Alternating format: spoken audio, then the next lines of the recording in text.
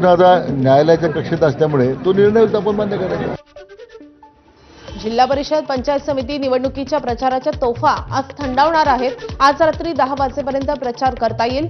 7 फेब्रुवारीला मतदान पार पडेल तर 9 फेब्रुवारीला मतमोजणी आहे. धाराशिव, छत्रपती संभाजीनगरमध्ये अनेक पक्षांच्या कॉर्नर बैठका आणि सभा होत आहेत. मंत्री चंद्रकांत पाटील सांगलीत प्रचार सभा घेणार आहेत. सर्व पक्षीय उमेदवार आज ठिकठिकाणी आपल्या मतदारसंघामध्ये रॅली, सभा आणि प्रचाराच्या वेगवेगळ्या पद्धतीनं धुरळा उडवणार आहेत. तर जिल्हा परिषद आणि पंचायत समितीची निवडणूक किती ठिकाणी होतीये आपण ग्राफिक्सच्या माध्यमातून पाहतोय.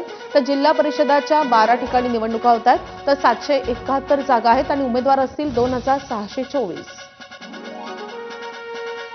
तर 125 पंचायत समितीची निवडणूक पार पडतीये. त्यासाठी 1462 जागा आहेत आणि तब्बल 4814 उमेदवार रिंगणात आहेत.